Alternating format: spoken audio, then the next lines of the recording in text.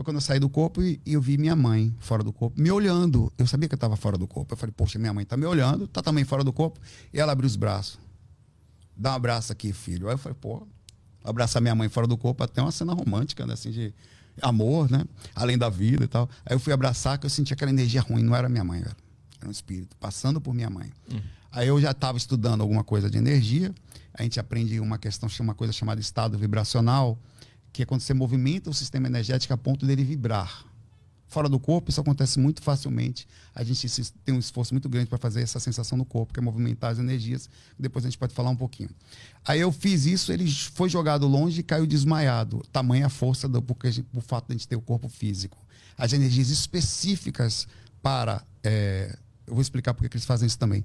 Para a vida física, a gente acaba tendo uma força muito grande. Esses espíritos fazem isso justamente por causa da energia do corpo físico que nós temos. Ele quer pegar essa energia? Porque é o seguinte, imagine um espírito que sai daqui com alguma... Isso não são poucos, tá?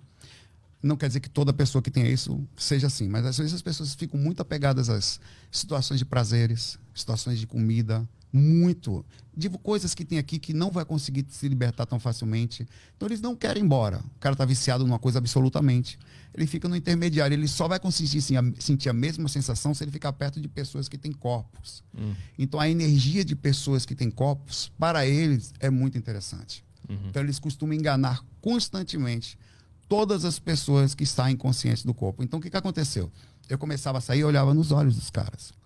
Quando você olha nos olhos, você consegue tirar essa tentativa ilusória, que eles caram um processo energético, de lhe enganar. E eles entram em desespero quando você olha nos olhos deles. Eles tendem a correr quando isso acontece. Então eu comecei a fazer isso. Então eu comecei a não correr, porque no mundo espiritual, principalmente nas primeiras frequências, eu queria falar depois de dimensões, que fica parecendo que o mundo espiritual é ruim só, tá? As primeiras frequências, as próximas ao corpo físico, nós chamamos de dimensões inferiores. Não por serem ruins, inferiores no sentido denso mesmo, mais próximos ao denso, mantém espíritos que gostam das coisas físicas, não deveriam ficar ali, porque acaba sendo a energia que a pessoa surta, ela não consegue ficar muito tempo ali, muito doido que fica nessa região. Então você surta também, por esse princípio energético.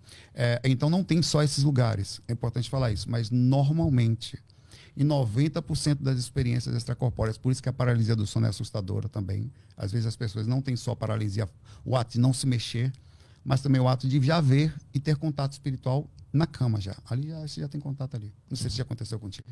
Eu não sei se era, mas eu já tinha alguma coisa ali no quarto me olhando. Bem comum. E aí eu ficava com cada vez mais medo. E aí quanto mais medo tu tem, mais paralisado tu fica. Aí daqui a pouco tu acorda do nada. Assim. Porque você perde o controle, parece que alguma coisa está controlando você, você não consegue se mexer. Uai, seu app de vídeos curtos.